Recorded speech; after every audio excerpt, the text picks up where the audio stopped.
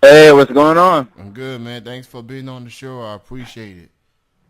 Yeah, of course, man. Thank you. Looking forward to it. So, I got a chance to play your song on the Wax couple times. Uh, Yeah, I played it before the show officially began, and I played it about a few minutes ago before you called. right. So, definitely dug the track. Louisville hip hop scene is got a lot going on in the city right now.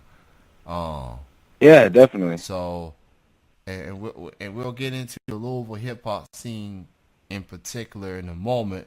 But focusing on you first, what made you decide to become an artist as a hip hop artist? As a fact, I when I first started listening to hip hop, when I really found it, like seventh grade, um, always was the dude that wanted to memorize the lyrics. Like, I always had fun listening to a song so many times that I memorized the lyrics. Right. hmm Uh, Fast forward to me being a freshman in college, I finally decided, you know what, I'm just gonna give it a try. Nobody's around. I'm in my dorm. I'll throw in an instrumental and start trying to just see what I can come up with. And once I felt like, I started doing that for a while, and I felt like I really had a knack for it. So I was like, all right, well, if I'm decent, you know what I mean? If I'm decent, I might as well keep going. So I kept writing and I kept writing and I kept writing, and now it's to the point where I feel like I'm confident enough to really pursue it as a career. that's awesome, man. Who do you consider like your influences as an artist? It could be anyone, any genre. It could be local. It could be mainstream. Who do you consider your musical influences?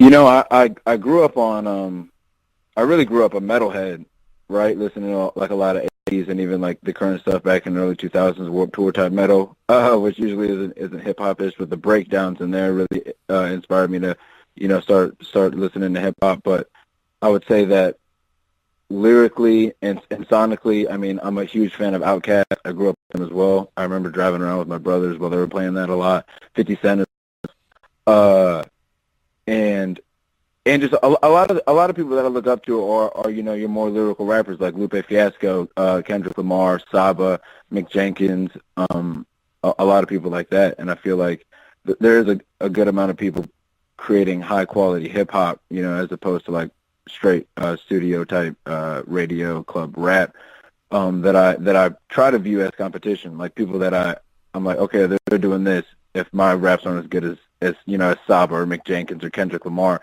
like that's the kind of tier that I'm trying to compare myself against. Definitely like Outkast. It does bums me out that they're probably never gonna release another album together. Let alone Andre. Right. Let alone Andre doing a solo album. Big Boy, and I like Big Boy. Yeah, of course. Big Boy. He's talented in his own right, but obviously people favor Andre over Big Boy. And when he makes those guest appearances rap, he makes it worth it, man. Like Yeah, of course. yeah, Yeah. He hasn't put the pen down as far as I can tell. yeah. I mean, he's got. I guess with artists, it's just a matter of being inspired, and I guess from today's hip hop, he's not inspired enough to want to go back to the music route or whatever. Which I guess I get it. Um, but Right. but Yeah, I but can't blame him for that. so From coming from where he came from, and the generation that he was rapping with, yeah. I'm sure looking at the current state of things is can be discouraging for somebody like that. Yeah, so I blame the generation for that. Right. you know, Exactly. so I mean, if Andre's like, "Nah, I don't want anything to yeah, do with this," I think we're all doing something wrong. yeah. So yeah, I mean when artists can't seem to put music out, it's not just because of politics or label issues. It's that's a bad look for a genre when some of the best rappers like what. Nah, I'm not gonna link be wide up there with these guys. Like, Exactly. I can't do it, man. Can't do it. So that kind of makes it easy to criticize today's hip hop artists. Mostly I'm just gonna put it out there. The mumble rappers, Yeah. it's becoming quite the invasion as far as I'm concerned. But Kendrick Lamar, he's giving me an ounce of hope. He's like my favorite rapper, and I'm not just saying that just because he's a fellow Ken like myself, but dude, has substance in his music, and Of course he does. Yeah. and that damn album got me with literally saying damn. Like, and I guess I'll use a J. Cole analogy. You know how people say he has no features or whatever. Well, a guy being mentored by Dr. Dre, you forget Dr. Dre beats. He has 0 Dr. Dre beats on the damn album, and it was nominated for Album of the Year. Not rap album, Album of the Year overall. Yeah. So, As it should have been. yeah. So, him, I'm not going to be mad at Bruno because Bruno did killed it this past year. So I guess I feel like, man, but like the value of the Grammy, I feel like is going down, and I feel like people are finally starting to realize that it only means as much as people place the value on it. Like if everybody stopped watching the Grammy, then getting a Grammy doesn't mean anything. So I feel like we especially as a hip hop culture, like I feel there's room for there to be a grassroots real like hip hop award, like the entire award show would be based around hip hop and hip hop culture. And the last time that a hip hop album won Album of the Year, we go back to what we were saying earlier. Outkast, Speaker Box Love Below. Right. So, masterpiece. So I mean, it's like if Jay-Z 444 or Kendrick's Damn can't even get that award, then I mean, damn. I don't know. Right. So, yeah, but like, who cares? Like the Grammys are it's like the same thing as politicians. Like we elect it to be important. Yeah. Like it doesn't. It really, as far as I'm concerned, like that's not what really matters, man. They don't choose the best artists. They choose people that they think were the best in terms of other. The whole thing just seems backwards to me. Pretty much. I want to talk about this song, On the Rocks. Yeah. What was it like recording it, and what's the song all about? Well, the song for me is just about what I think a lot of people, in my age, like mid to late. I mean, I'm 25, so like 20 somethings. It's about that being in a relationship and how it goes from like that honeymoon period into like the real, like what's like the status quo. You know what I mean? Like the real, that long plateau into the rest of your life if you choose to do that. And it's like about how it's not always so easy. But like I end the second verse with exactly how I feel like you need to look at things, which is, if you're in it together, then like obviously, if you're in a relationship, you obviously want it to work out. Otherwise, you're doing something completely wrong. And I noticed the Chris Rock beginning. Yeah. So talk about that in particular. What made you think that fit into the song? Honestly, all that came together last minute. I recorded the whole thing vocally, and then I had an idea for the cover art first, right? So if you see the cover art, it's that it's a rock glass with a rose, a couple dead petals falling off. The rose sitting in a cup full of bourbon, and I had that idea first, and I was like, yeah, okay, then it's on the rocks. If I thought love on the rocks at first, and I was like, no, that's like way too specific. You know what I mean? Don't need to be that obvious with it. Just on the rocks. And it made me think, okay, well, I wonder if Chris Rock has any sort of like stand-up bits about love or relationships or anything like that I could find and actually use and incorporate into it as like what would otherwise be the hook.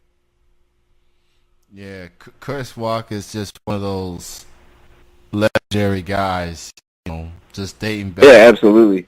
Dating back to, and what's pretty good about comedy these days is that you got guys like Chris Rock and Dave Chappelle. They've been around forever, and they still doing it. They still doing it. And man, I feel good to see Chappelle back. The Chappelle show, that's like for people that may be childhood, for people that may be teenage teenage days, that was when I really, really watched Comedy Central, and all I watched on Comedy Central was Chappelle.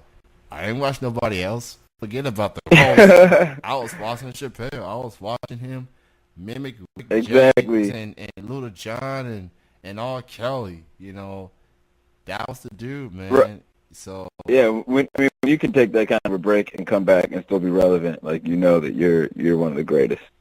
and knowing that he came back, he got back with a deal that was good for him I killed it. and killed it. Yeah, So these new specials are hilarious, man. Chappelle's killing it, Chris Walker's killing it, and a lot of good things is going on the Louisville hip hop scene. You got Bryson Tiller doing his thing, very Right. success. One of the hits of like, there's your hint right there. I mean, dude goes from doing things big in Louisville, and now he's on a music video with Rihanna, and I envy him for that. That's Rihanna. Like, look, she's a talented artist, obviously, but she's a beautiful woman. So, and he performed with her at the Grammys. But enough about the Grammys. But you got Boston. Yeah, Louisville's doing his thing, man. Louisville's doing his thing. Yeah. We got a lot of eyes looking our way. I would say, between, like you said, Bryson Tiller and Jack Harlow and the like. But I feel there's also a lot of great rising talent, and I feel like it's really exciting, to be in the mix of things, as in a time where that everybody is paying attention and that anybody could be the next, Bryson Tiller or Jack Harlow if you're really out here, doing the legwork, the groundwork. Harlow, I've heard of him through other people, mostly through RJ Meets. Shout out to RJ, very, very supportive. He shows a lot of love. I mean, and to this day, I jokingly ask RJ, "How do you know these people, man?" Like, and he's from Lexington. He promotes music from all over Kentucky. That might be a rapper, right? That might be a rapper or singer in Owensville that I've never even heard of, and bam, music is right there on this website. Right. Yeah. Exactly. Yeah, he's got his ear tuned in for sure. He real big with the promoting artists, and you being an artist, what's it like to have a guy like him that's willing to do that for you guys and get yourself heard? Oh, it means everything, man. It means everything. I mean, like, as an artist, you're making music because you want music, but you're not making it for yourself. You don't want to be the hottest rapper. I don't want to be the hottest rapper in my bedroom. You know what I mean? So it means the most when there are people out there with outlets that are willing to showcase and promote and write reviews for people that are really out here in Kentucky, trying to get the music out there. It's really difficult. I mean, we got social media and everything, but it's nice when you have people that are willing to support and put their neck on the line for their own brand in the way of supporting you. It's awesome. It's a beautiful thing to see. So if you definitely want to know what's going on the Kentucky hip hop scene, I encourage everyone to go check out rjmeets.com. Right. So many artists from all over Kentucky, hip hop and R&B, and show your support for that dude, man, because I think it's awesome for a guy like him to use a website like that dedicated strictly to all things Kentucky hip hop. And yeah, it's awesome. Now, yeah, man. I live in Lexington. Like I said, it means a lot. I live in Lexington. We got a local hip hop scene going on, but similar to RJ, I like to see what's going on in all over Kentucky, and I see Louisville doing their thing. I see Sasha Winay. I see Don B. I see Wamil. Yeah, the homie. I see Jordan Jetson. I see a plethora of guys. And for those who may not be familiar with what's going on in Louisville scene out there, from your perspective as an artist and as a person that goes to shows, obviously, how would you describe the music that you hear in Louisville as far as the hip hop scene? You know, it's diverse, which I think is exciting. I mean, even of the individuals you just named, none of those guys are doing the same kind of hip hop. You know, let alone everybody else in the city. So, you know, like, especially, I mean, even being a member of, you know, Bird Zoo, our collective itself is very diverse. So, yeah, it's exciting. There's a lot of different people doing their own variation of hip hop, and so it's, you know, you can go at any night, it seems like, and catch a different type of show, hear different sounds and different rhythms and different styles. It's nice. So, in addition to the song On the Wax, what else do you have in store musically? Like EP, new albums, and what are some upcoming shows that you might have going on right now? Yeah, well, I'm laying low on shows. I mean, I got something that I'm probably going to be doing up in Cincinnati in April, but I'm really working on my album, project, EP, whatever you want to call it. It's titled On the Rocks. Today, earlier, shout out Philly Rich, my homie. We were over there working. Just laid out an amazing song today that I'm probably going to put out very, very soon, because I don't know if it's going to come or not, but I need to get this one out. So there's a lot of new music coming. You know, my goal is to put out 100 songs this year, and specifically my debut project, On the Rocks. I mean, I'm sorry, Glass Half Full is coming very soon, man.